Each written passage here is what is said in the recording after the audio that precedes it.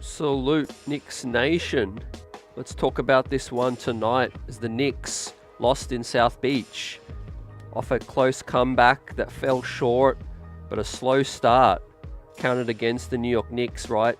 They really looked gassed early in this ball game, but the fight, they locked in the second half. The third quarter changed things, right?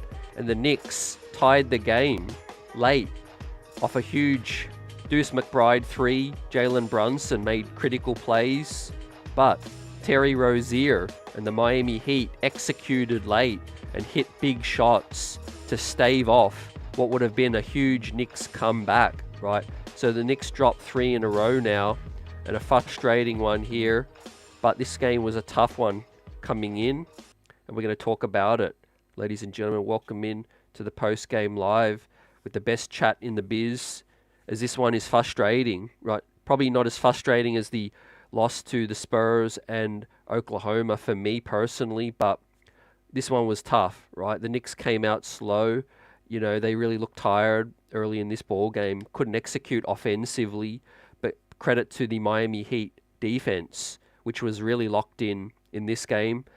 You knew the refs were going to let it be physical, and a lot of calls weren't made. We'll share our frustrations together with the officials. This one was a really poor officiated game again, inconsistent whistle, but I'm really proud of the Knicks fight because this game looked like it was going to slip, and the Heat were going to run away with a blowout, right? The Heat were up 16 at one stage in that late in the second half, third quarter, and the Knicks just clicked. You know, Tibbs tried a few different things, and I'm pleased that he tried something different so that they couldn't really double Jalen Brunson. He kept Bogdanovic out there late, and that seemed to work offensively. He hit some big shots, had one of his best games as a New York Knick. Deuce McBride was absolutely unbelievable in this game. Clutch, hitting big shots, defensively was excellent. DiVincenzo woke up late as well, but the Knicks were just too streaky in this ball game. I think that's what really hurt us. You know, defensively, we were pretty solid all game, but the streakiness early in the ball game, and together with a Terry Rozier, you know, Heat career high, right? We always seem to cop these career highs, you know, against us from these guys, but today it was Terry Rozier, you know, and at least he's not an unknown, you know. He is a guy who we know, Scary Terry, can get hot, you know, every now and then, and tonight was that night, right? But the Knicks, yeah, I mean, we'll talk about the road ahead. I want this to be more of a discussion about the road to the playoffs now, because there's just 7 games remain. Tibbs did share some updates on what's happening with our guys that are out, OG Anunoby as well. We'll talk about that, but I want to focus in on the wins that we can pick up, because you know, a lot of people will react to tonight's loss, 3 in a row, I know, and the rest of the pack is catching up, right? I'm still keeping the faith, because I think if the Knicks take care of these games that we have, that I'm going to discuss, you know, 3 against Chicago, 1 against Brooklyn, 1 against Sacramento, the Knicks should pick up 4 to 5 more wins, technically on the surface, and I think that's going to be enough to get us that 49 and more than likely a 4th seed, but it could be close, you know what I mean? But the Knicks won't fall out of the play-in, into the play-in and all of that stuff. I'm not really ready to entertain that at this point, because people may not have looked at the schedule. The way we fought tonight and the way we've played in these last 3 games, we beat, you know, we should be beating the Chicago Bulls, the New Jersey Nets, Sacramento at home as well. We already beat them away. Now we still have the season series against the Heat, but unfortunately we fall back to 5th because Orlando has the tiebreaker on us, and we are officially tied with Orlando Magic. Philly, welcome back Joel Embiid. They picked up a win as well. Milwaukee lost though, but I think the 2nd seed is not really realistic at this stage. 3rd would be a dream, but we'll look at the road ahead. And everyone, and shout out the chat like we do, give out some grades, but the Knicks fought today. They're gassed, right? We're 75 games down into a grueling season. Brunson continues to get hacked, and today was ridiculous, really. Really inconsistent whistle, right? I was shouting at the top of my lungs in this game, right? More so than the other two, because the frustration just continued to boil, right? But I'm trying to stay calm because I'm looking at these 7 games remaining, and we have to keep focused. We have to take care of them, right? Now, beating good teams or decent teams, as short-handed as the Knicks are, is difficult, right? And we continue to rise up for the challenge, but fall short against some better teams, right? The Spurs one was inexcusable. The Thunder one was just bad luck. Obviously, good shot making from SGA as well. Today was a good defense from Miami, physical play, and the Knicks are just tired. Slow start really hurt us in this one. But Thomas Thibodeau did try something new. I want to hear your thoughts, guys. What do you think about the decisions that were made in this ball game? I think it gave the Knicks a better chance to win. The Heat defense was working well in the first half, but he went with Bogdanovic late. He repaid the faith, hit some huge shots, and he really helped the offense, right? And to his credit, did buckle down on defense. I don't think he was really a liability. Defensively was bogey. I think he was helpful. It was a Precious Achua poor decision defensively to really be a lazy contest and foul what was a 3-point shooter as well, which did kill momentum. It was only a 4-point game at that stage. It might have even been a 1-point game, which put it back up to 4 for the Heat with just like 2 minutes remaining. And I think that was the play of tonight, right? If Precious Achua didn't foul in that circumstance and give the 3 foul shots to the Heat, I think, we're looking at a much closer ball game as well. But the Heat just kind of pulled away after that, and everyone tried their best. But I continue to be impressed by Deuce McBride. I mean, he really came to play today. DiVincenzo really balled out in the second half as well, but his streakiness was on full display today with his poor first half and really good second half, fam. But the Knicks offense, as you see, man, 99 points. That's not going to get it done, right? But shout out to the crowd, MSG South, as the crowd, the Knicks fans took over that building, made their presence felt. We heard MVP chants. We heard everyone get loud late in this ball game, right? It was a classic Eastern Conference playoff preview, right, between our traditional rival, the Miami Heat, right? They took this one. The Heat are basically full strength. They're missing Tyler Hero, I think, only. Close to full strength, but the New York Knicks, of course, as we know, we'll continue to talk about it tonight and update everybody with the latest and share our frustrations with having to play these big games without Julius Randle and, of course, our wing stopper and OG Anunoby as well, who has come back for a cup of coffee, missed out on a lot of time again as well. It's an ongoing discussion, man. The Knicks did update the injury report with OG Anunoby to be elbow tendonitis, right? Tennis elbow. Still, there's really optimism that he's going to factor in round 1, maybe even back before the regular season. But Julius Randle is still a little bit more uncertain. But, man, with the quotes that, Josh Hart did share at the end of last game, these guys are focused, and you can't take that away from them, right? They're fighting like tooth and nail, and they're fighting like, they know that these are the guys we have, and it's admirable, man. As Jalen Brunson, we want to start off by, saluting him, and, what he's done this season is just unbelievable. He's going to be all NBA, probably second team, but we'll see.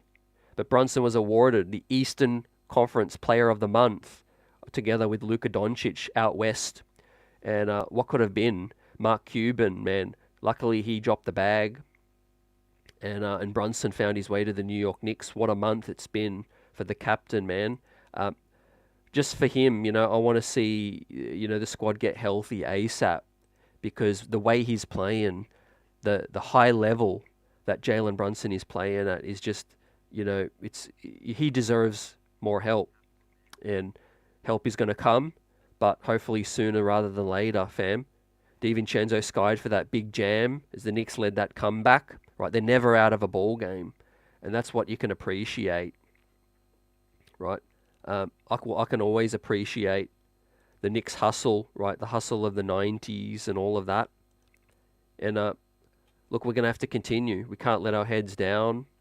And it's just one of those cases, man, where the shot making as well is going to decide some ball games. Early in the ball game, man, we were shooting dreadfully. The Heat got really hot. The Knicks were down 43-58 at the half, 15 points down. And I thought, man, this is a game that's going to play out the same way. It's going to be like he's going to come out with the same unit, and they're going to struggle for shots. But he tried something different, to this game. Bojan Bogdanovic stepped up, and got to give him credit as well, because he finally gave us something, right? And he's definitely been the better of the two. Alec Burks was awful once again. Very, very minimal minutes, was poor defensively. He went 0 of 1. But Bojan Bogdanovic had another breakout, 6 of 10, 16 points. Gave us 4 rebounds as well. 5 rebounds on that, right? But it was Deuce McBride and Dante DiVincenzo that helped carry the Knicks offense, right? On a downer night for JB, although he was assisting incredibly with 10. We heard from Newsday that Jalen Brunson was not feeling too great before the game. So he said that he's not feeling great, but he's still fine to play. So he doesn't make excuses, man. But Jalen Brunson just didn't really have it going. But assisting was really good. But DiVincenzo caught fire, but still a -17. And Deuce McBride, 24 points, was a -4. By far the best Knicks player defensively today, Deuce McBride, and one of the best offensively, right? Shooting 56% from the field, 4 of 8 from deep, helped lead the comeback. And Jalen Brunson was dishing, and Miles McBride was swishing, fam. But like I said, man, it's going to be difficult to win these ball games without our 2 of our other top 3 offensive weapons. And we're going to talk about those guys when we can expect them, speculate and all of that. But the Knicks have what it takes to win at least 4 to 5 more of these ball games. And I think they will. Whether that's enough to get us 4th, I'm not too sure yet, because it's going to be close, right? Orlando do have some tough games, but they're tied with us as well. So if they win 5 more, we're going to finish in the 5th seed, right? Cleveland, Donovan Mitchell did miss tonight. He might miss some more time. We'll wait and see. But really happy with Deuce McBride's ball game again. Continues to ball out. Hustle defensively, was getting after it. He's that warrior that we can depend upon. But his offense has come to a new level. Now there's expectations that he's going to continue to swish the way he's been playing. Knocking down that open shot with confidence. I tell you, man, the form looks beautiful with Deuce McBride, especially with those open shots. The floater game is good. The mid-range as well. His game has really clicked, right, in the middle of a season. And I can really expect him to go on to big things next season, right? He can start. He can play big minutes. He's a big-time player for us, man. And I think his minutes should go up for the playoffs as well, right? And if we're going off the guys who are already now available, we don't know what's going to happen with the OG and Randall situation. And we need to compensate and get ready, be focused with the guys we currently have, just like Josh Hart is talking about as well. That's a winning mentality as well. We as fans, we get upset with the officials, and so we should. But as players, what you want to see from them is just stay locked in, right? It's the players are the easiest ones to hang their heads and say, well, OG's not here, Randall's not here, we can't do nothing.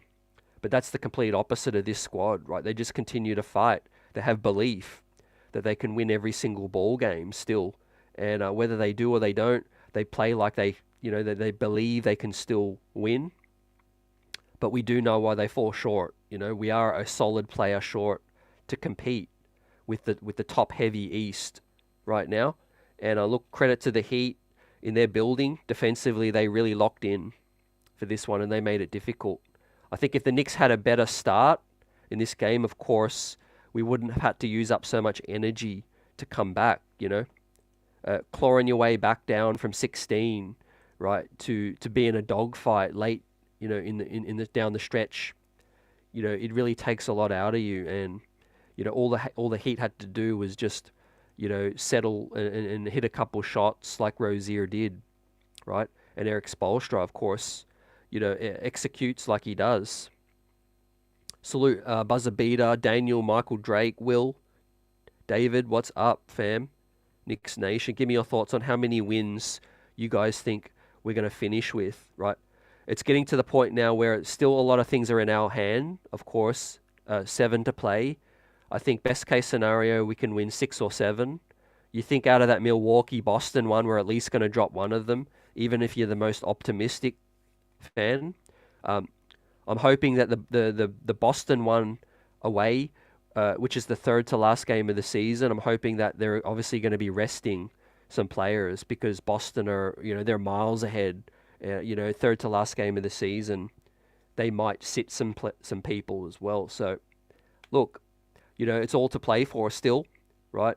I don't want to focus so much on this 3-game losing streak. It's more what's ahead right now because there's 7 left to grab, and the 3rd to 4th seed is still alive, right? And while it's still alive, these players ain't giving up. You know what I mean? So, I don't really want to think about play-in and things like that. Although it is close, and I do have mass respect for these other teams that are jockeying. Embiid just came back today. They picked up a win. The Orlando Magic could continue to win as well. But if we take care of the games we have to, and that is 3 against Chicago, Brooklyn at home. Sorry, I think it's Brooklyn away. No, Brooklyn at home again. And then it is the Kings at home. And then, of course, you got Milwaukee and Boston away, with Boston, maybe resting some players as well. And then, of course, Milwaukee, the way they're shaky, they lost today again. So we could definitely still win in Milwaukee. But as of right now, we're sitting here, we're frustrated. To fall short is even more frustrating, but you love the fight, guys. You just love the fight. So let's get it. Let's talk about it. What are you guys thinking, man? David says, what's up, CT? Tough loss, man. It really is, so many layers to this. We know we hate losing to the Heat. We know we hate seeing the Knicks fight. You come back and fall short as well. I'm frustrated with the officials. I think Jalen Brunson continues to cop the raw end of the stick. From getting, fouled on 3-point attempts. The most egregious call was Caleb Martin leading with the elbow to level, to clear Jalen Brunson on a drive, which was a clear offensive foul. You had Mike Breen getting animated, on our behalf as well, like we all were watching. And then the ball goes down the other end, and then they call a ticky-tack bullshit foul on a Miami Heat player as well. I know these players are going to be so frustrated, but you won't hear Brunson talk about it. You won't hear the players talk about it.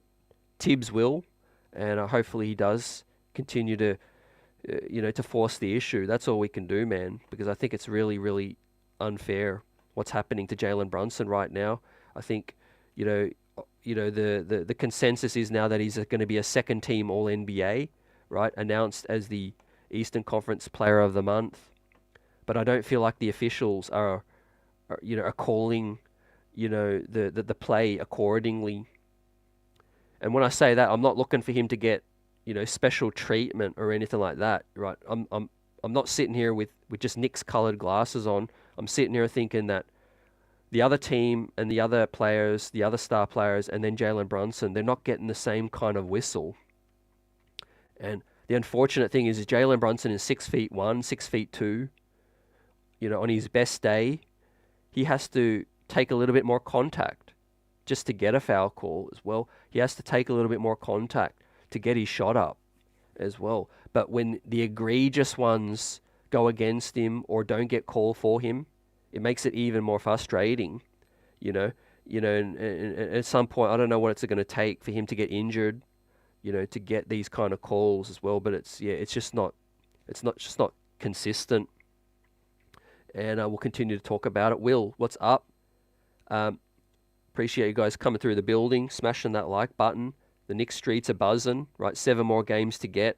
50 wins is still a possibility, but the Knicks will have to go 6-1, of course. I think my prediction was 48 wins at the beginning of the season. I'm not going to sit here and try to gloat, but I think 48, 49 does look quite possible now. If the Knicks do take care of those 5 that they should win. Obviously, Chicago are playing at a higher level. We'll see. Those games might be tricky. We beat the Kings out west. They're going to be looking for revenge. And then obviously Brooklyn might, try to be the party crashers late in the season. But, no wins are going to come easy. But I think the Knicks on paper should take care of business in those ones. As Will says, yeah, the heart is there, the depth, the talent is lacking.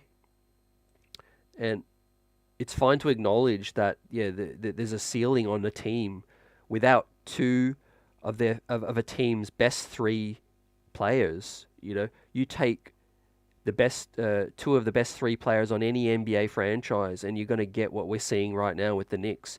You'll see them fight.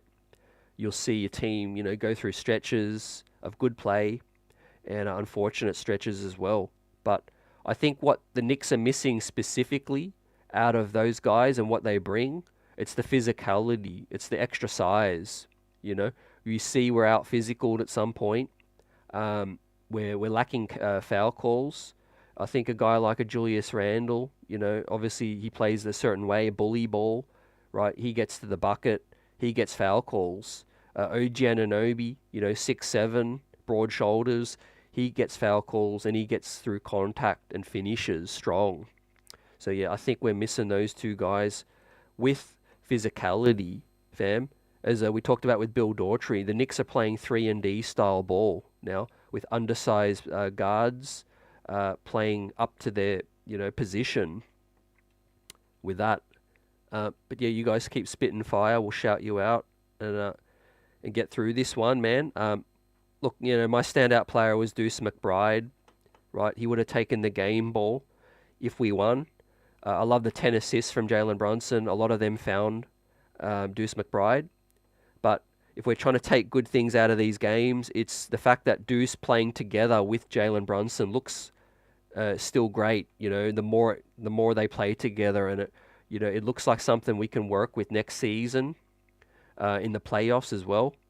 For a guy who is a little bit undersized, but Deuce McBride isn't lacking with that heart, with the fire, the desire. And he continues to astound this season. He's the warrior. He signed the new contract. Let's look at his numbers, fam, as we go through it. I'll bring that up right now in the box score.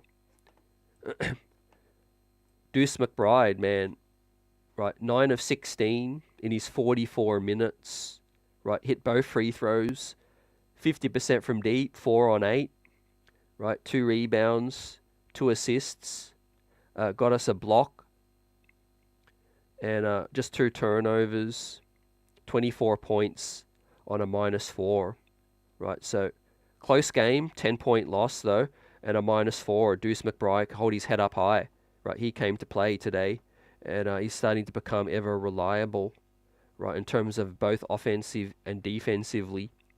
And yeah, I mean his consistency is pleasing, right? Some players get hot, then they get cold, like we saw tonight with Scary Terry. He'll probably go missing for a couple of games now. But no, Deuce McBride's been consistent, which has been really, really pleasing for me, man. He's going to get an A, right, for his effort. 4 of 8. We needed it as a team. We were struggling from deep, and he really stepped it up, late towards that money time as well. When it came to money time, he defended really well as well. I thought, to guard Jimmy Butler 1v1, and to switch the way they were, our defense definitely picked up. It picked up late in this game, and it is what gave the Knicks a chance to actually win this one, despite being streaky. All we needed was a couple more misses, and we probably win. But the Heat did execute, like I said earlier. They finally executed late. They hit a couple tough shots, but not to single one player out specifically for the loss, but I thought the foul from Precious Achua obviously came at a really critical time, when it was money time, and the Knicks were only down one, and the 3-point foul on, I think it was Highsmith, or it was Caleb, and I think that that put it back up to 4. After that, the Knicks still had chances, but that just seemed to sort of stop the momentum that the Knicks were building as well, man. Michael Drake says, I need a drink. CT.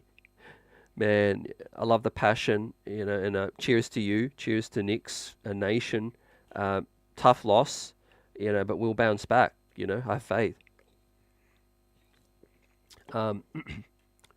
It's more, coming into this night, right? I wasn't expecting a win. I thought the Knicks had a really great chance. The Heat have been pretty shaky this season. I think even Heat fans don't know what they're going to get. And it took a season high from Terry Rozier, to hold us off. So you could count it as a little bit of bad luck. I think, every NBA player can get hot from time to time. We ran into a hot Terry Rozier with some home cooking. We'll get back to MSG, and we'll get back some of these wins. Now, unfortunately, the Spurs loss, the Oklahoma one, and this one, it might come back to be the difference between 3rd, 4th, 5th, 6th, something like that. But if the Knicks do win the 5 out of the next 7, I think 49 wins. I'll be pretty surprised if that doesn't have a really a high chance of getting 4th. At least a 70-80% chance of getting 4th. Still, Orlando have some tough games coming up. We are tied, although they do have the tiebreaker with that, fam. So before we move along, right, I want to just talk a little bit about the injury updates we had as well. Now, this is courtesy Steph Bondi, the New York Post, who tweeted this out. Tibbs expanded a little bit more on the situation with Julius Randle and him needing to be cleared before taking the court. So Tibbs said the thing for him, for Randle, is that he's got to keep working every day until he gets to the point that he feels confident that he can take contact that he's been accustomed to doing. When you look at his game, the way he plays, you don't want him to change that style of play. No, absolutely not, And I think what Tibbs is basically alluding to is if Randle comes back and he can't take contact, he can't be a bully ball, it's not really going to help the team as much as it did before. We need that version of Julius as well. So that's what they're holding out for as well. They don't want to bring a half-A Randle back. Right, it's got to be the real Julius Randle.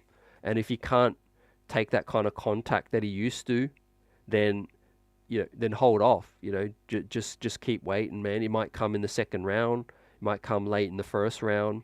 It might come next week, right? But when it does come, we'll be welcoming with open arms. And Tibbs says that's important, obviously, to keep doing what you're doing. Have that belief that it will turn. Could this be cryptic? Tibbs said maybe it's tomorrow, maybe it's the day after. Who knows when it is? So I think it's close, man. I mean, Julius has been at a point where he's been shooting, he's been in the gym working out, he's been putting shots up, everything except taking the full-blown contact. So the fact that Tibbs says maybe it's the day after, maybe it's tomorrow, all they're waiting for is for Julius to wake up and feel like, okay, the shoulder feels great, it's time to go. It's time to go for that contact and see how it goes, man. But with 7 games remaining, I've felt for a minute now that the Knicks just don't want to put him out there for what they feel is a less meaningful game, right? The playoffs are the most meaningful game right now. These 7 games remaining are important, no doubt, but they're not as important as a playoff game, right? So if you have one chip left, if you're in Vegas and you know it's a gamble, and you've only got a 50 chip on you, right? Are you going to put it down on the table when you feel like you're not set, you don't feel lucky at that point? You're going to be ready to put it down, right, when it's go time. So I think that's what the Knicks are doing with Julius Randle. But with OG Anunoby, right, it's a little bit more positive because OG, he's only out because, it's the swelling, the inflammation who flared up in the elbow.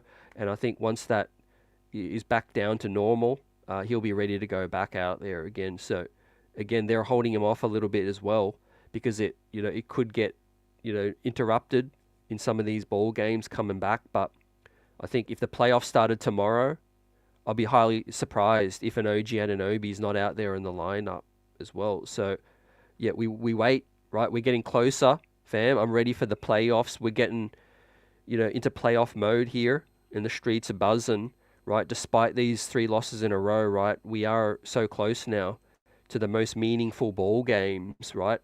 Right. Whoever is out there, man, wearing that jersey is going to give it 100%. And I'm ready to ride or die with this squad going in. Obviously it's going to be a fun first round matchup. It's either going to be Orlando, Philly, Indiana. It could be the Heat.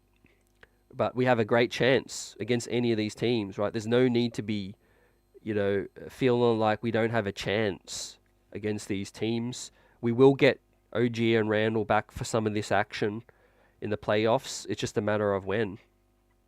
Right, we can't predict the future on that, so the players just have to continue to stay locked in as well.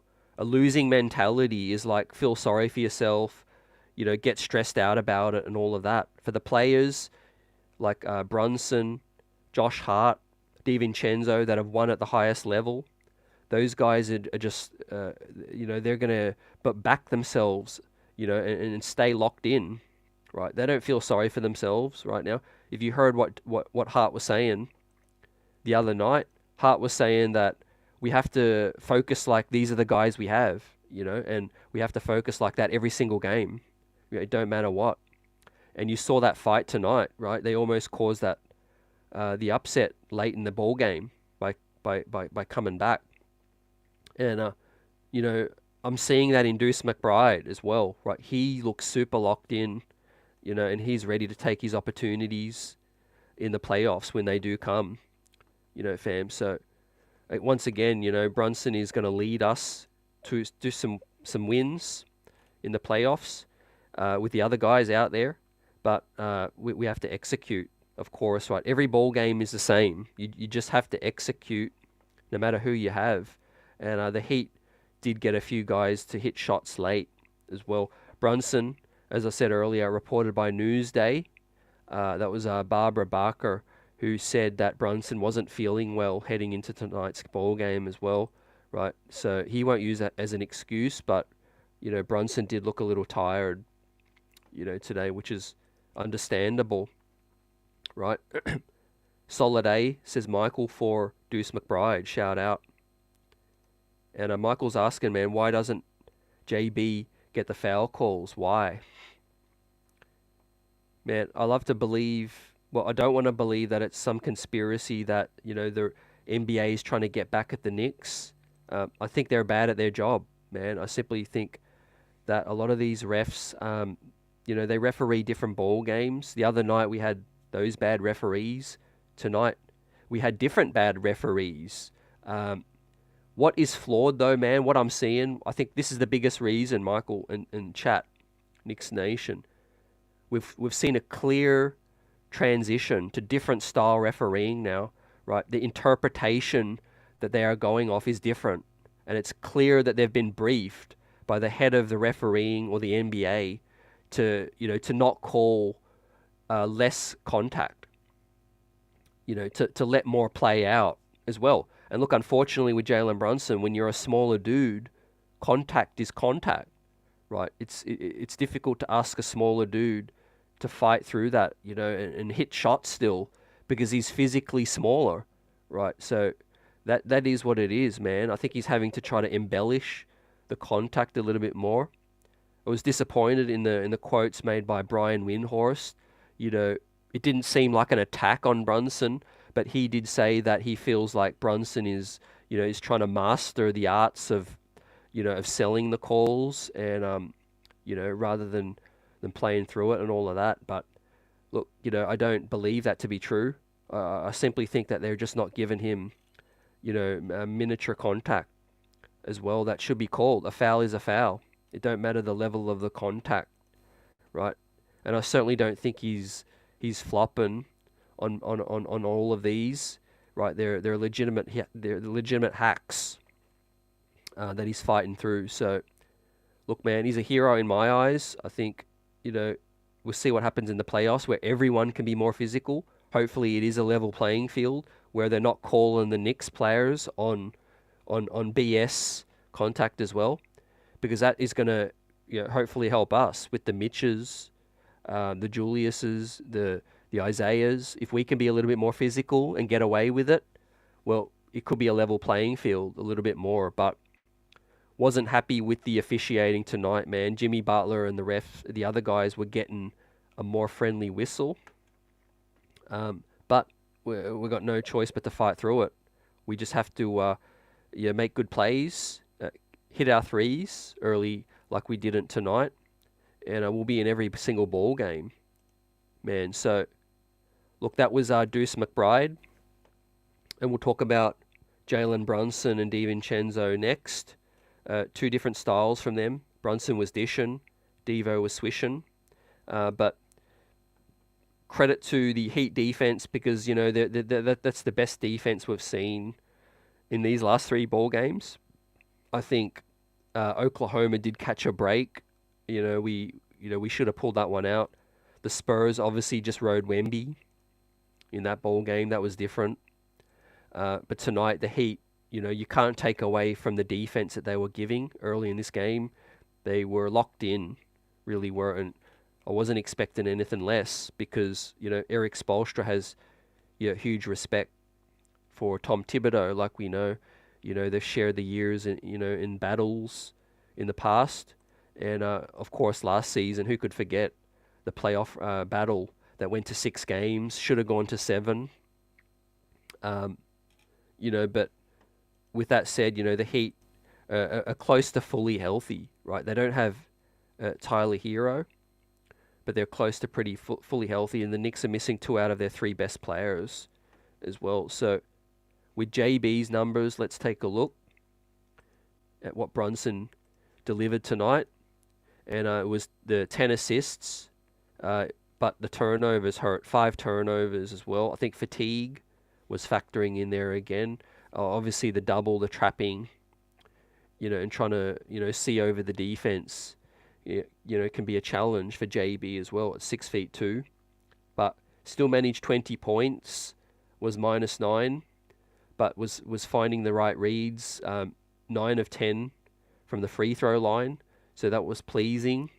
1 of 6 though from 3, just didn't have the 3 ball flowing tonight. 5 of 18, from the field, but as they do, his teammates picked him up, and Miles McBride and DiVincenzo gave us enough offense late to win this ball game.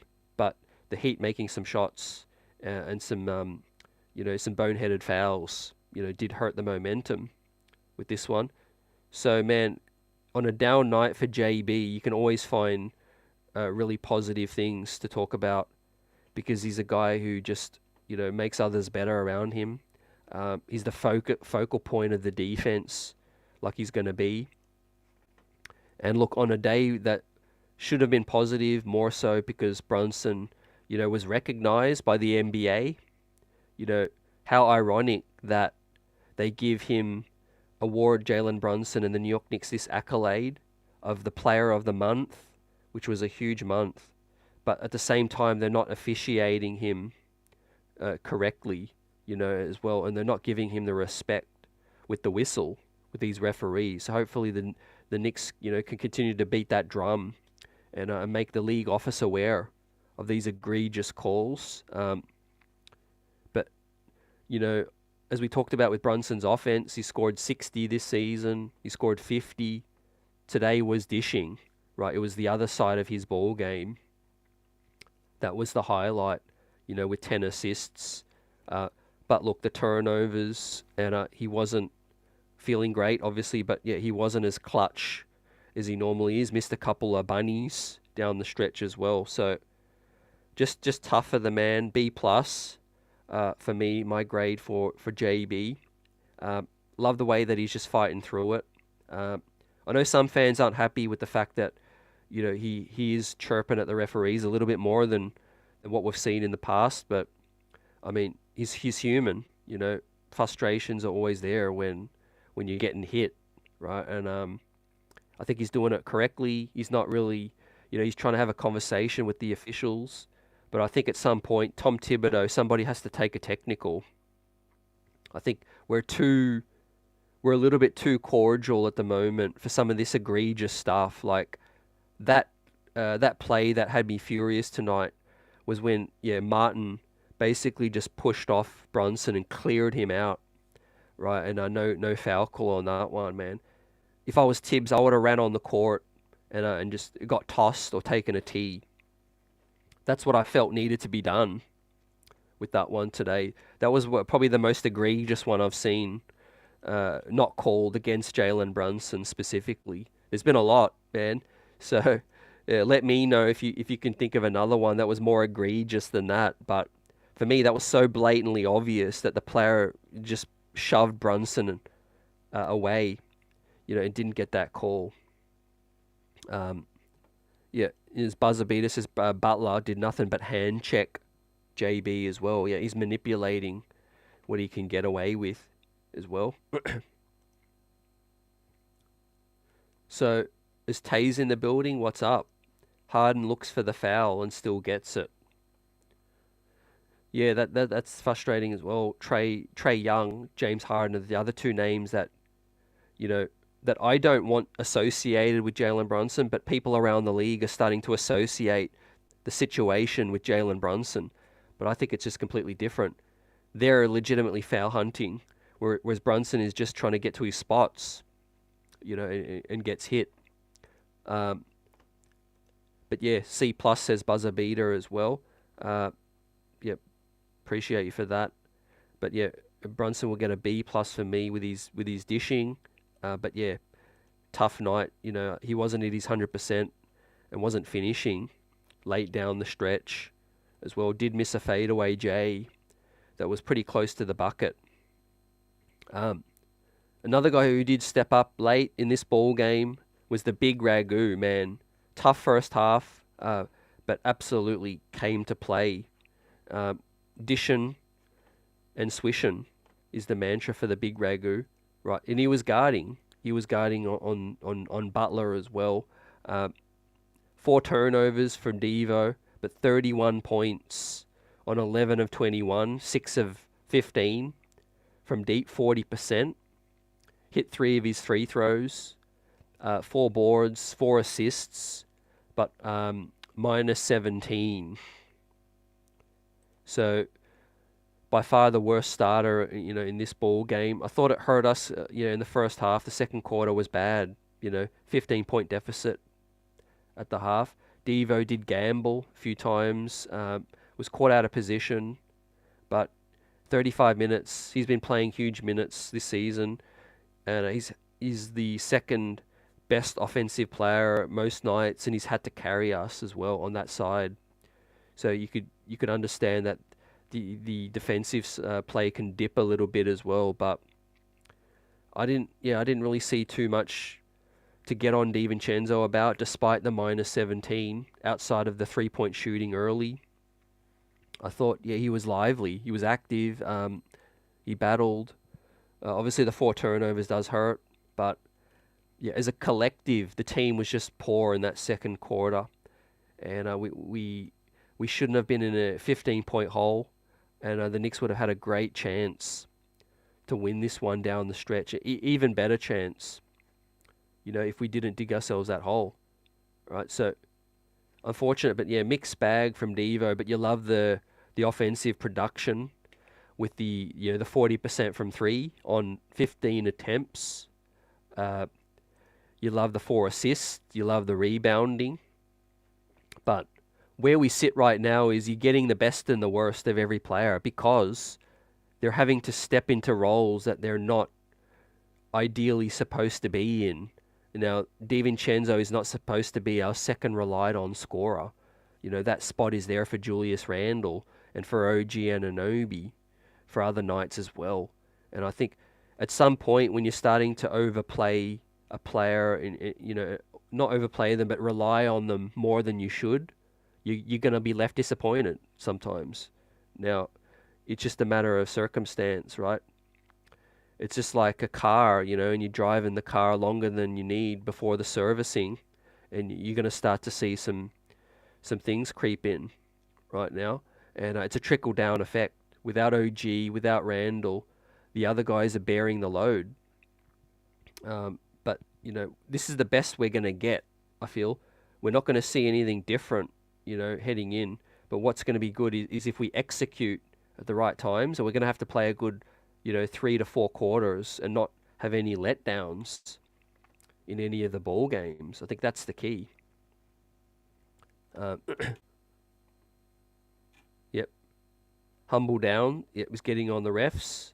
Talking about Tim Donaghy. I see you, man. Yep, we've talked about that. Frustrating, man. Yeah, that is just a simple way, Buzzer. And I think it shows that a coach has got his best players back as well. Not to say Tibbs doesn't have Brunson's back, but yeah, you set that example again. And Tibbs looking out for his wallet. And at some point, it reaches boiling point, like it did tonight, when Brunson was leveled by Caleb Martin on that one. That was the perfect one to just get irate and get tossed, and to also just make an example of that one, man. Nick's in the building. What's up, Nick? Tibbs is running the Knicks into the ground, playing guys 45. Not sustainable. Hoping JB goes for 50 every night isn't sustainable. Yeah, absolutely. And I think it's just another unfortunate byproduct of two other guys missing time. But other guys are stepping up. He tried something different with Bogdanovic. Deuce McBride hit shots. He's tried to decrease Brunson's minutes a bit recently. But it's not so much the minutes, I think, that's weighing on Brunson. He's basically the focal point of every single possession. So it's unlike other kind of players where you could take a few possessions off, stand in the corner, move a little bit off the ball, cut a few times, and then that's it. But Brunson's basically having to run around, the dribble handoffs multiple times every single possession, and that's taxing. Man, that is taxing on that, because there's not a whole lot of offensive versatility with the play calling as well. But yeah, man, I hope that help is on its way soon, because Tibbs will continue to rock with the guys he feels can win, give him the best chance. But guys are feeling the effects, this late in the season. Now for DiVincenzo's grade. Right. I love the fact that he was 50% from deep, 40%, sorry. But the -17, the turnovers did hurt. He battles like a warrior, and I feel like obviously he's broken the Knicks 3-point shooting record this season, one of the best role players in the league. But even he has his limitations, and I think we're relying on him more than ideally we would, with our other guys healthy. So it was a mixed bag from DiVincenzo, but he helped us get back into the ball game, no doubt about it. The 3-point shooting was needed, but despite the minuses and the turnovers, he'll get a B from me today. Right, as we move along, and we'll talk about Mitch's. I think it's his fourth game back, fourth game. Still working his way in. Mitch looked gassed a few times. In terms of missing a bunny at the layup, he's working on his timing. And the rhythm. After being out for so long. But that'll come. I'm glad that Mitch is back and he's able to spell Isaiah. But Precious Achua did have to play a little bit more tonight as well. So we'll talk about Isaiah Hartenstein next, who is still on that minutes restriction. Late in this ball game, Tibbs rocked with the Precious Achua And again, like I said before, right, whether it was fatigue or just, he was cold, but he did make that poor decision, and fouled the Miami shooter on that one. But if we look at Isaiah's numbers and the minutes he played, hopefully I want to see him more healthy for the playoffs because we need him for more. He only played 18. Right, tonight was 2 of 2. Got us 2 assists, 1 rebound, 4 points, and was a +5. So that lets you know how effective he is when he's on the court. Now, I hope it's not any kind of injury setback. I didn't hear anything. Let me know if you guys heard anything. But about Isaiah, I'm surprised the 18 minutes. Maybe Tibbs just didn't like the matchup, right? Bam Adebayo is a little bit more nimble, but Isaiah was still a -5, 4 points, right? So when he plays more than 30 minutes, the Knicks record is insane, right? When he's been playing less than 30 minutes, it's been a mixed bag. Obviously, without Mitch for so long, he's been our best big man, and perimeter defender out there, rebounding wise as well.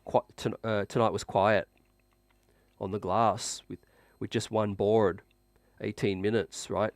The Heat did gang rebound, and did, try to keep us off the glass. They did get called for a couple of loose ball fouls as well. Some of that usual Heat dirty kind of physical nature of that. But yeah, look, I mean, there's nothing else much to be said about Isaiah other than when he does play more minutes, we're in with a great shot. Hopefully they're just keeping him, fresh for round 1 because it's going to be huge. But it's great to have Mitchell Robinson back. But I mean, for tonight, man, very, very small sample. Right, we're still a +5.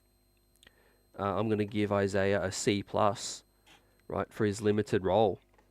Today's ball game, right?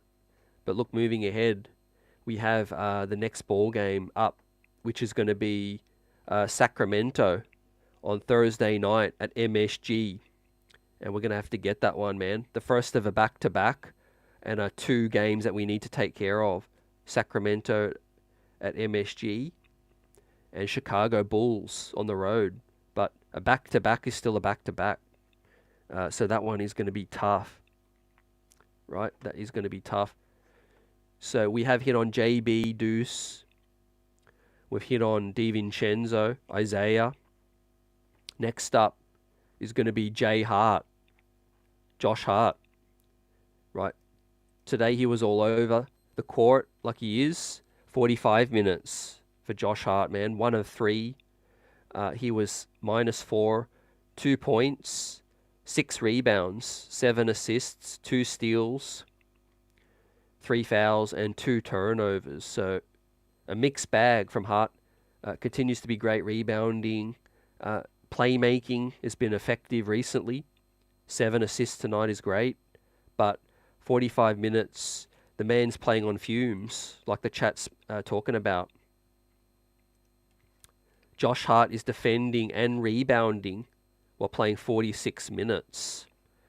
He's having to do it all, right? And again, he's a guy that's dependable most of the time, but when you rely upon him a little bit more than you need to or should be, we're going to get, these kind of results. So again, I feel like we're missing that the size component of OG and Julius, right?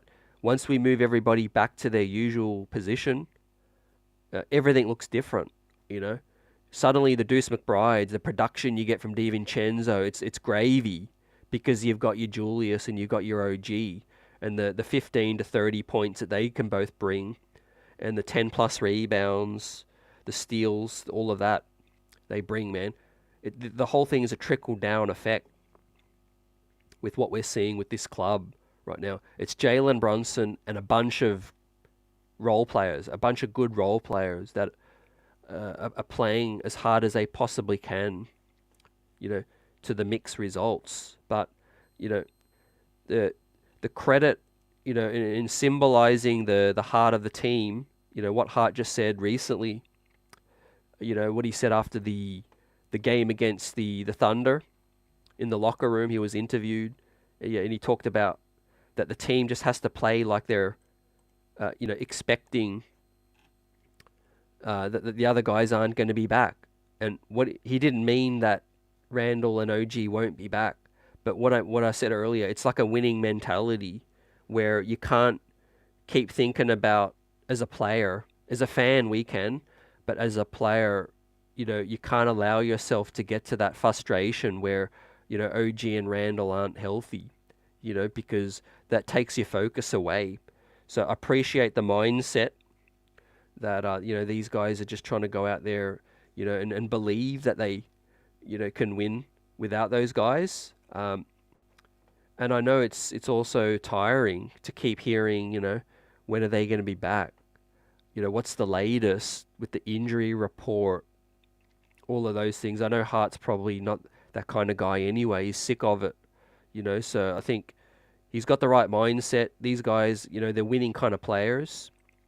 And I think we have a puncher's chance in a first round playoff series if those guys don't get back.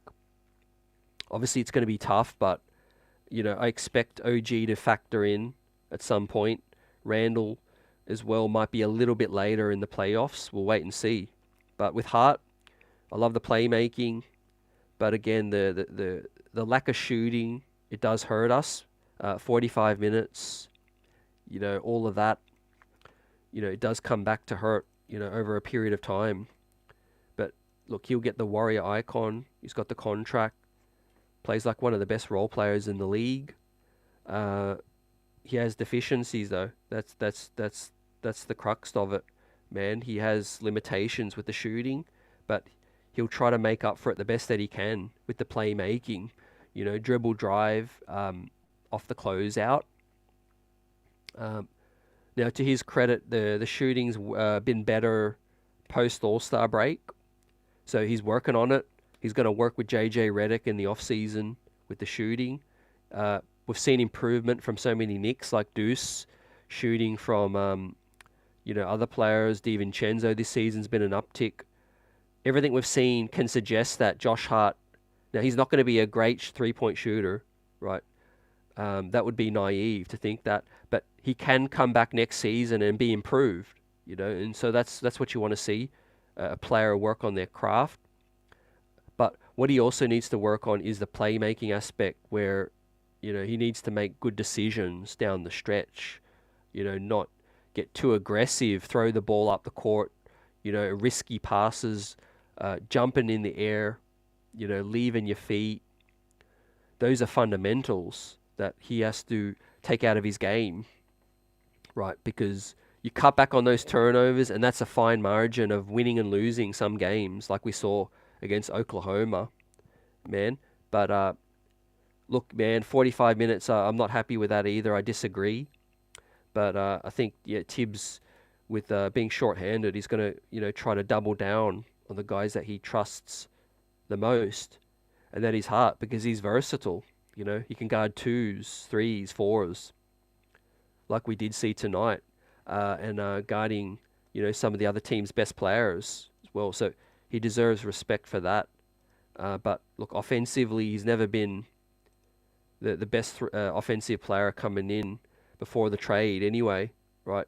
He came in as a really elite role player, and he's been continuing to do that. We're just having to play him more. And expecting different results is insane, I think. So we're going to talk about the bench now as Bogdanovic stepped up. Let's talk about Bogey first, because we'll talk about Precious and then the rest of the crew. Bogdanovic's minutes, right? They went up today, right? He was pretty solid defensively, hit a few shots early, and Tibbs just rode it after that. He played 19 minutes in this one. He was 6 of 10, 60%. He was hitting fadeaways. He was getting to his spot, drove and hit a layup. And he also got fouled, got to the free throw line as well. Shot 3 of 4. So that was an important part of the game for Bogey, right? Use the Heat's physical defense against them and draw fouls, right? But the difference between him and Brunson is that Bogey is 6'7". He can actually use his body and physicality to make sure he plows into the defender and gets, a whistle. For Brunson, that's more difficult. But Bogey went 5 rebounds, was 16 points, and was a 0, a neutral in the plus minus for Bogdanovic. Now, this is easily his 3rd best game as a Knick. He had the 29-point game in Philly, and he had another 18-point game, I think, at MSG. But nights like this gives you some kind of optimism that he could be useful in the playoffs if given the right matchup in the right sample. But I'm not like super excited and expecting to see this often. I think it's going to be still a mixed bag. But I think if he can find his groove, find his rhythm offensively, that's going to be a big difference when Brunson does sit. Because the extra offense is going to be critical when Brunson does sit. Brunson only played 36 minutes, so they did sit him a little longer today, 12 minutes, and Bogey did step in and produce when we needed. So, credit to him. He's played poorly. He's deserved all the criticism he's got, right? But today he was on target, and he helped the Knicks. So I'm going to give Bogey a B for his performance, right?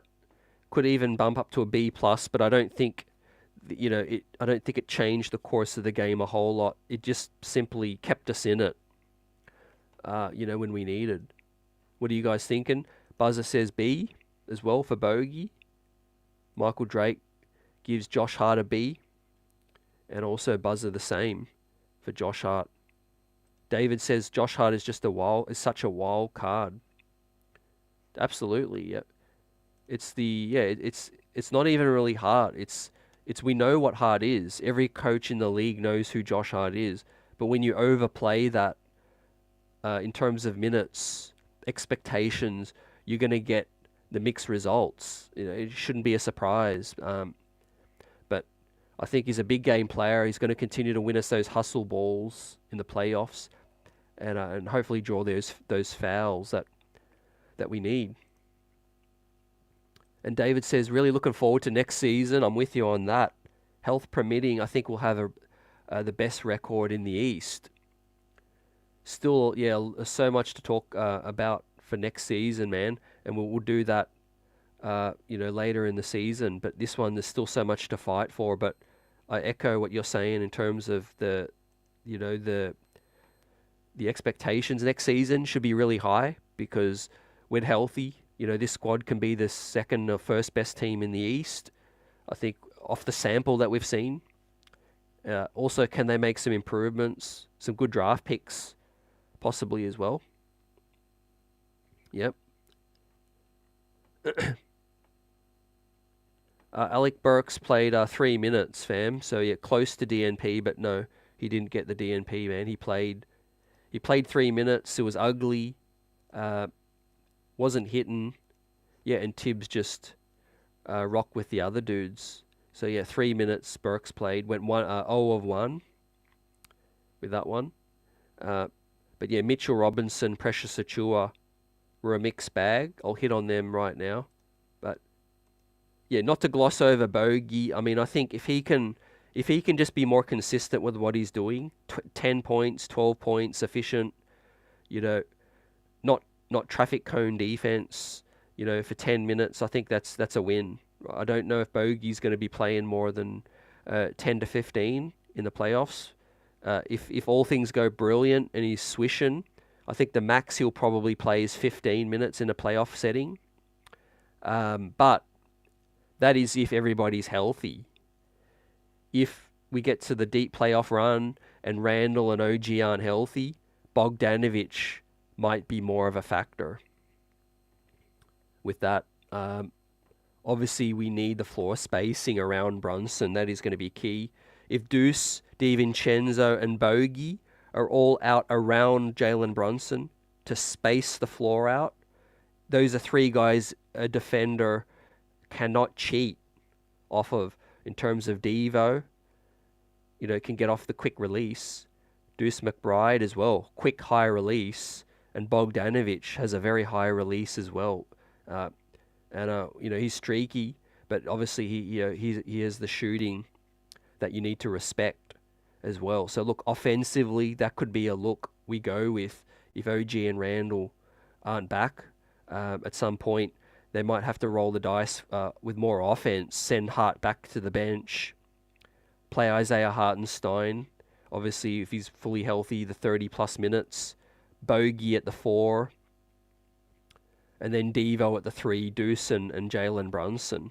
I think offensively that's probably the lineup that helps Jalen Brunson the most, offensively as well.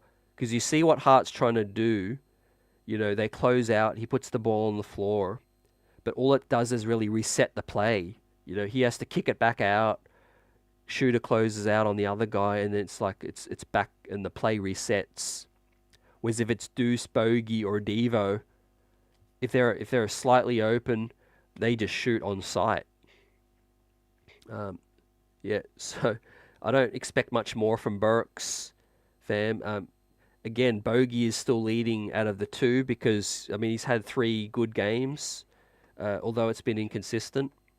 But Burks has had no good games.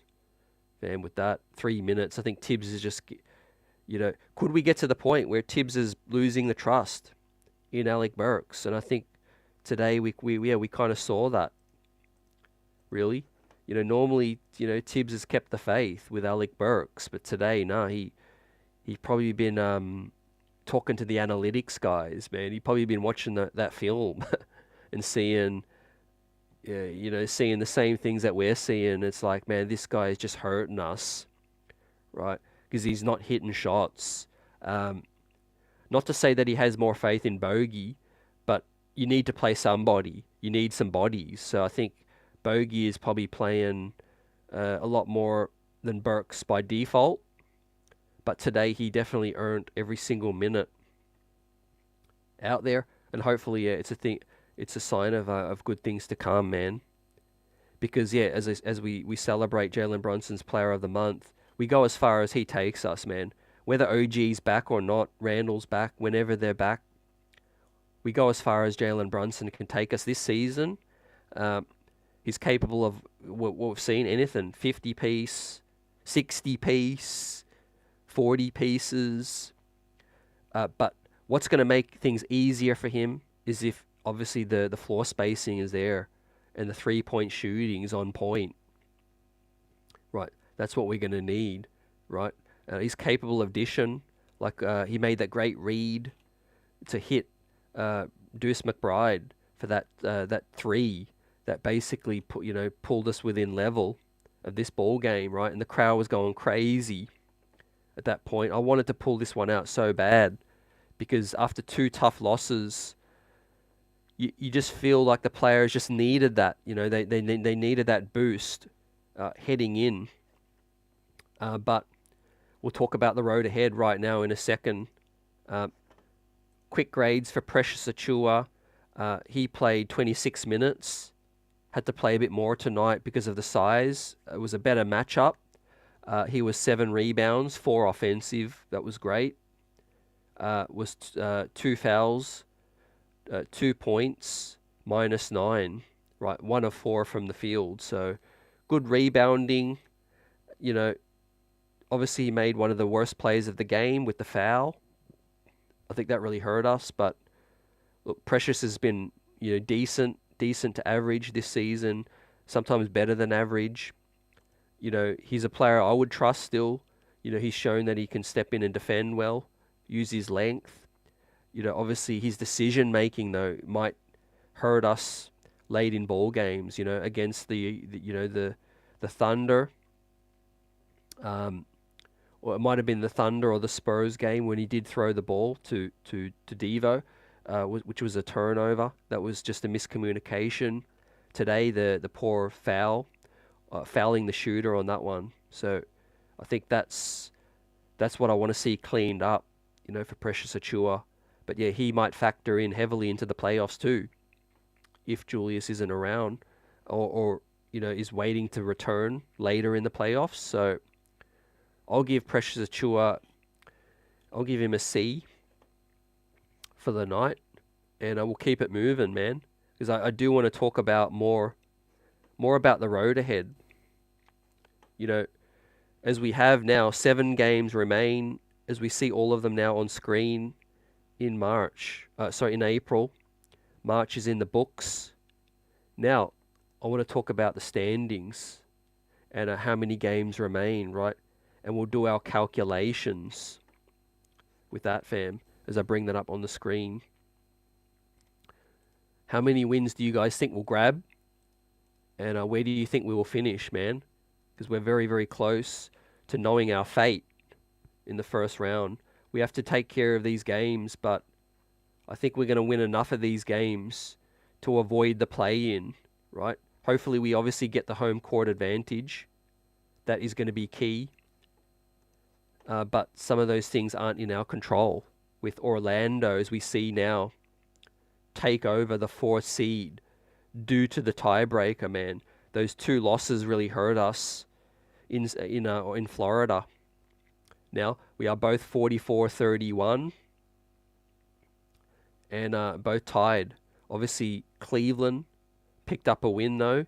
They are a game and a half above both in a 3rd spot, right? So the Knicks are now 3 games behind the Milwaukee Bucks. The Bucks lost today as well, which helps, right?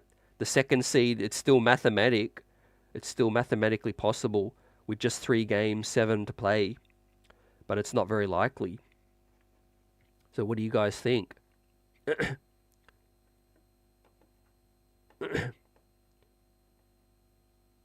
Get on my level. Says we're going to finish 6th. I'm willing to bet Tibbs, Darn, War, Brunson throughout the season. What's good, man? Frustrating, I know. I do think the Knicks can avoid 6, right? If you look at these games coming up, right? I know, yeah, it's tough losing these last 3. Chicago 3 times. I think we take care of them. Brooklyn, Sacramento. I think we take care of them. I think 5 to 6 more wins gets us at least 4th. Probably not 3rd, because Cleveland have that little bit of an edge right now. Obviously, they only need to win 3 more to finish with 49. But it's important to note the Knicks still have a 2-game lead on the Miami Heat, who are in 7th right now. So with 7 to play, we have a full 2-game lead on the Miami Heat, despite losing the game to them today as well. So, and we have a game and a half on Indiana. So I think we'll finish with 48-49. And if you take that into consideration, the Heat on 42 wins, to get to 48-49, and the Knicks still have the tiebreaker on the Miami Heat as well. So the Heat are going to have to finish above the New York Knicks for the Knicks to not finish in the playoff picture. But obviously if we finish 6th, we'll head to Cleveland again, right? Assuming Cleveland can hold on to that 3rd spot. But I think it's going to be likely 4 or 5. I think 4 or 5, it's probably looking like it's Orlando, fam. Obviously we need to get to 6-1 to get to those 50 wins. It's possible, but I don't think it's likely, man. I think to win 6 out of the next 7, unless OG were to return in the next 3-4 games, I think that's unlikely, man. Because Sacramento is going to be tricky. Playing Chicago, the same team, 3 times in a short period is going to be tricky as well. Chicago are fighting, man. They're fighting for the 9th spot. And then, of course, you got Brooklyn as well. We should take care of that one, though. And then there's Boston, Milwaukee away. if we can win one of those two Boston-Milwaukee games, obviously that improves the chances even higher. But I think 4 or 5 is looking like the likely spot, man, for me. Buzzer says, great to see Clyde on these last few road games as well. South Beach, my friend, he loves the heat, loves the warmth. Who doesn't as well? But yeah, absolutely agree. And Michael and Buzzer have both gone for the C+ for Chewy as well. Yeah, appreciating the effort, the hustle. April tears bring Knicks cheers, Michael Drake. You're rhyming like Clyde, man. Shout out. And you said 49 wins. Well, so that would mean we get 5 more out of the next 7. Yep. I think that's probably the best case scenario realistically to win 5 more, fam. But as I said, I won't discount the Knicks winning 6 more. 7 even if OG is back soon, because I do think Boston, it's very likely that they sit some players in that third to last game, right? They're not going to be fighting for anything at that stage. I mean, best case scenario, they probably rest some guys after the first half even as well. They ain't got nothing to play for, especially against an Eastern rival like the Knicks. The tricky element is it's back-to-back, so we do have to play the next day.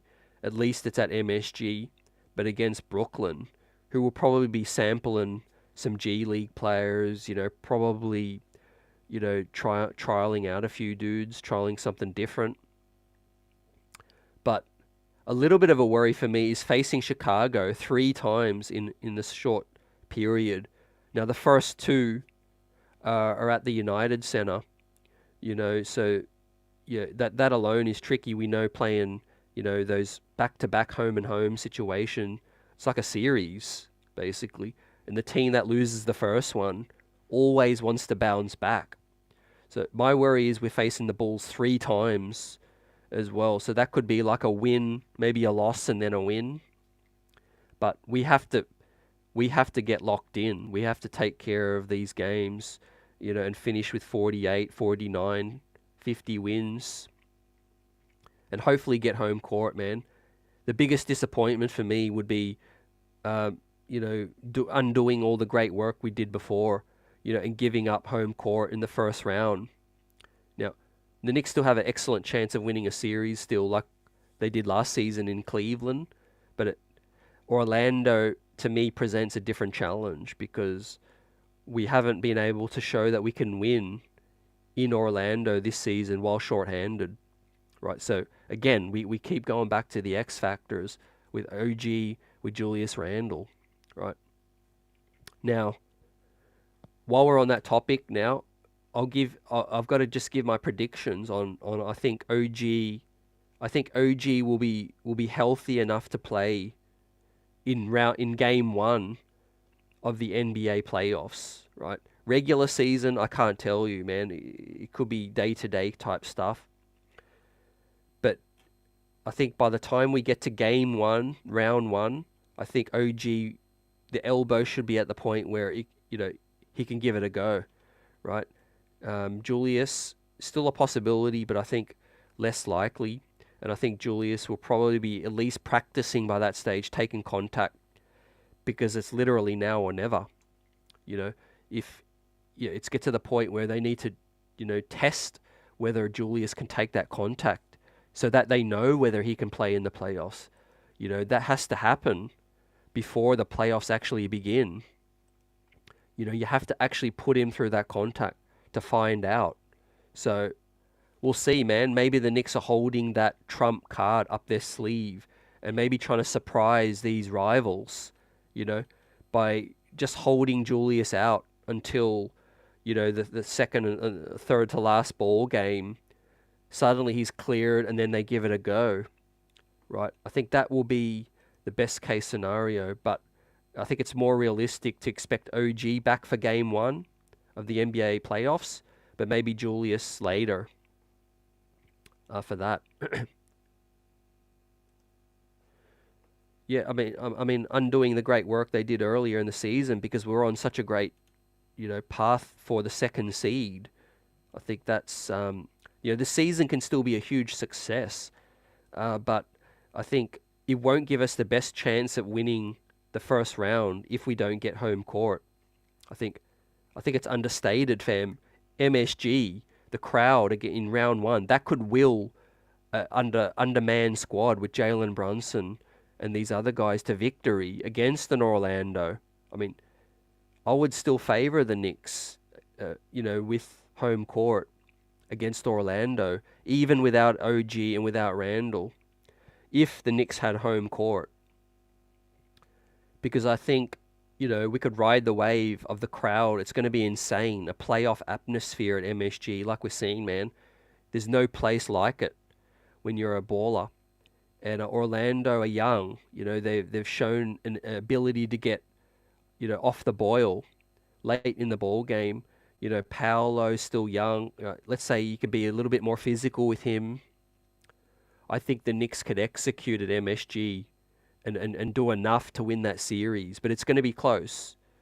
But obviously with OG, the pendulum swings all the way to the Knicks because you suddenly have a guy who could guard Paolo Banchero for 35 minutes a night and help neutralize Josh Hart, help free up Josh Hart, Devo, and those other guys to be, more of themselves as well. So I think OG is probably the biggest factor in terms of a Magic series and defending. Julius's ability to pull the double team is also just as big. But the simple fact is I think OG's further along. I just think Randall hasn't taken contact yet. And we just don't know how he's going to pull up, for that one. David says Chicago has no incentive to win any more games. They've clinched the play-in, and I would think that they'd want to stay in that 9-10 instead of playing 7-8. Yep, you're spot on there, man. But I also think they won't be able to get 8. I think if you look at it, man, they are 5 games out. They're 5 games out of 8, so they can't even catch 8. But what they don't want to do is probably fall into 10. So that's what I'm meaning. Because if you fall into 10, you have to play in Atlanta. Right, if you stay in 9, you host Atlanta if you're the Chicago Bulls. And it's literally only half a game. So I think the Bulls still might have that they have to play for home court in the first game. But we'll see. Obviously they're still going to play their starters because they want to be in tune for the playoffs as well. Whereas Brooklyn's going to be different. Brooklyn, as you said, don't have anything to play for.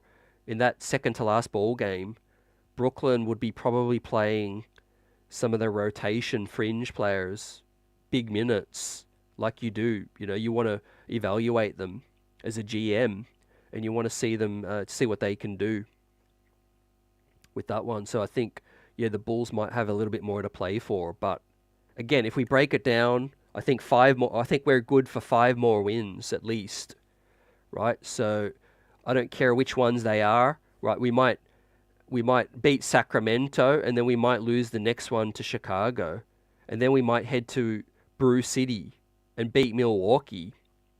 Then we might come back and lose to Chicago again. Then we might get the easy win over Boston if they rest people, and then we beat Brooklyn and we beat Chicago and we win the final 3.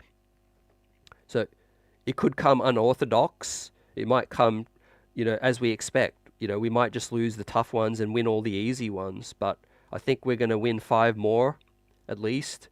And I think that that is 49.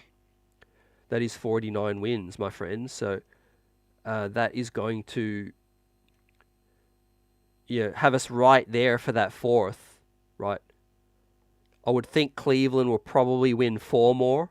That'll get them to 50. If Cleveland only win 3 more, we have the tiebreaker, of course. So that would give us 3rd. So let me go through.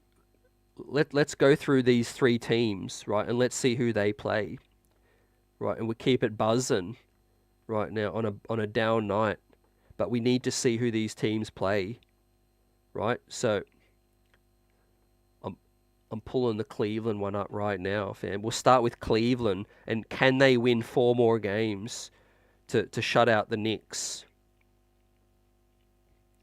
Right, so the important thing to note is that Cleveland have played more games than us. So Cleveland only have 6 remain.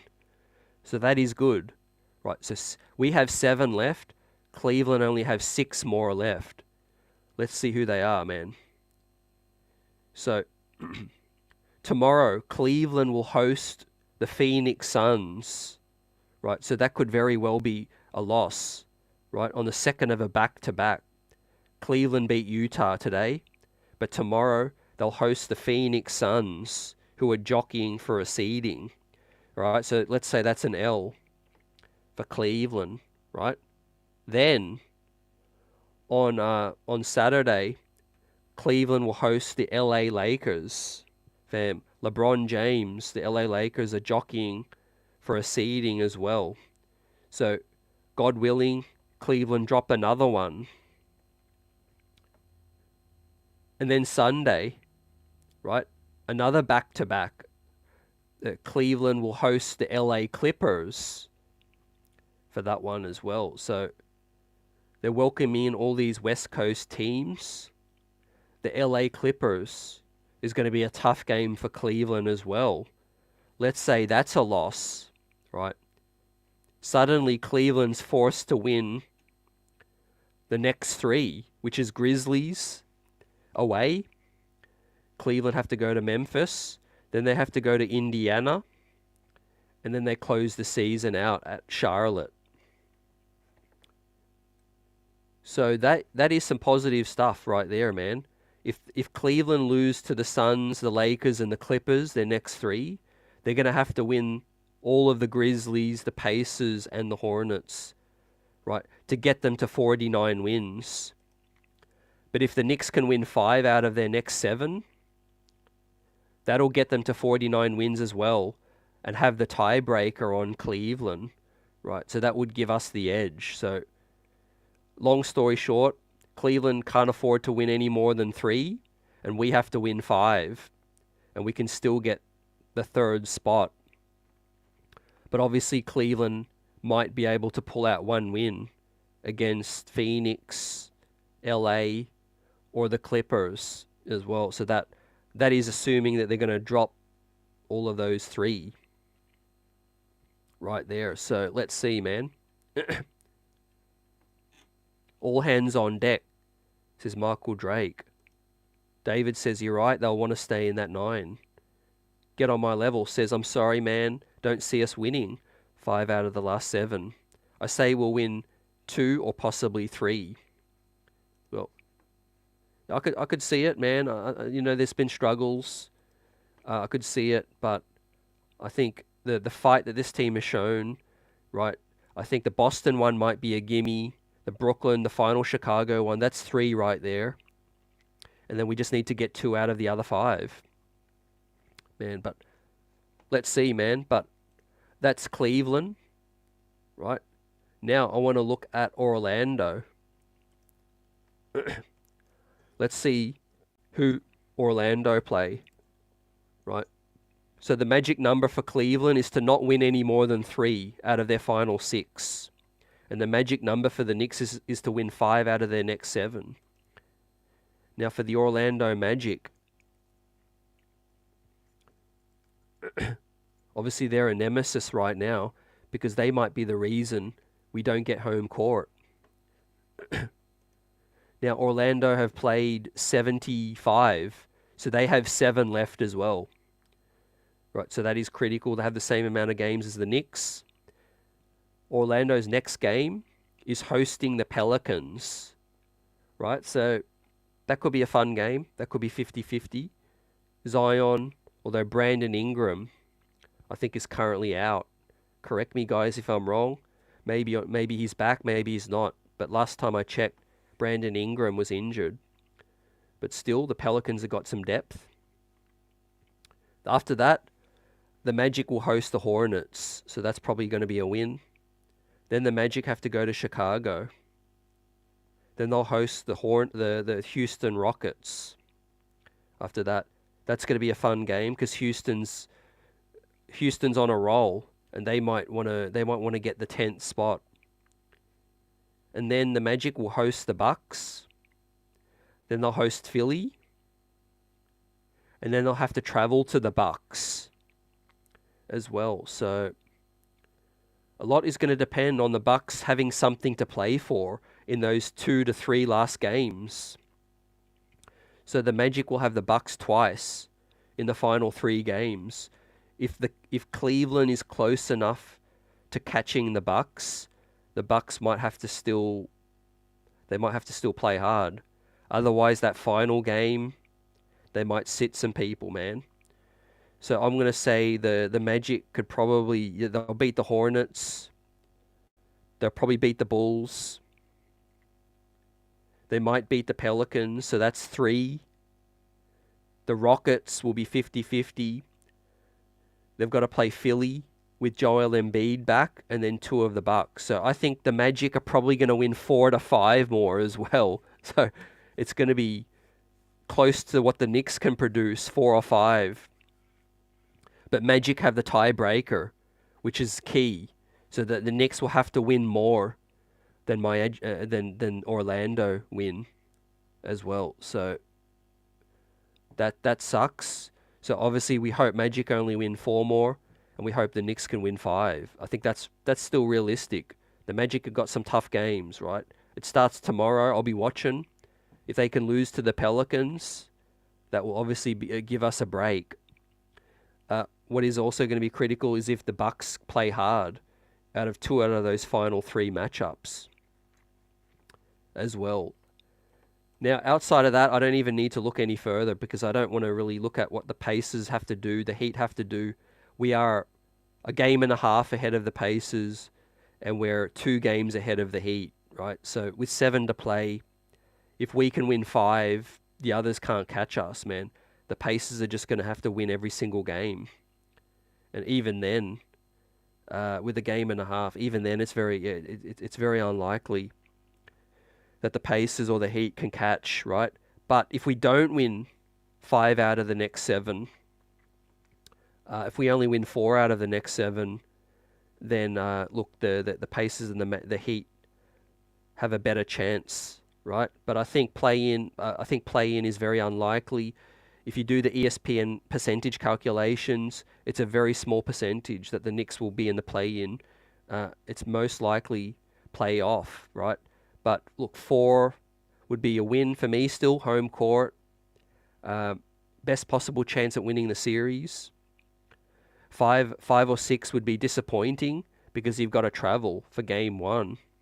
And I think that would suck, after all the great work we've done, man. But as I said, man, the NBA season is funky. It's crazy. When you start to think that this team is, might not win many more games, they could come out and blow the doors off the Kings, and then the Bulls, and then the Milwaukee Bucks, and then they rattle off the next 3.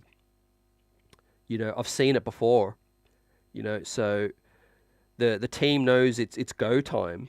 And I think these next 7, they're going to be playing like they're basically playoff games. They're going to be, getting after it.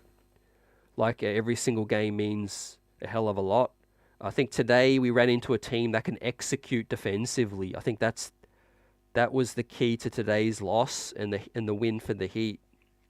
I don't think we play any other team that can kind of D up as well as the Heat can D up. Right, I don't see Sacramento doing that on the road.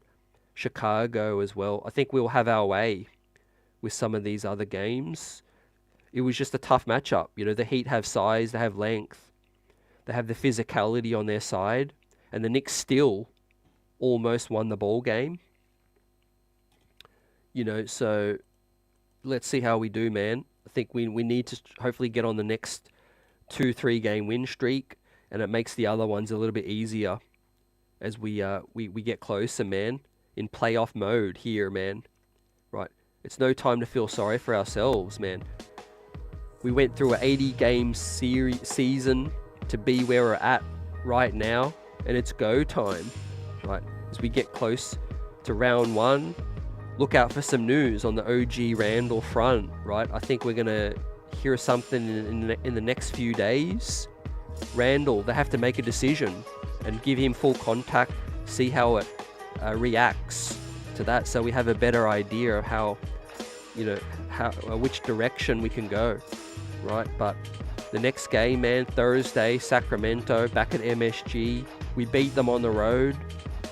We have a day off, thankfully, right? We just have to lick our wounds and get after these next 7, right? 4 or 5 more wins will give us a great chance to get home court still. And hopefully some of these favors go in our way. And Boston, hopefully in that game, give us, a lesser squad, right? But this is what it is, man. The East is strong. And this season, the Knicks have got fighters, right? They'll battle. Let's see how they do, man. Peace, everyone. Hope you're well, and catch you on the next one, fam. Peace.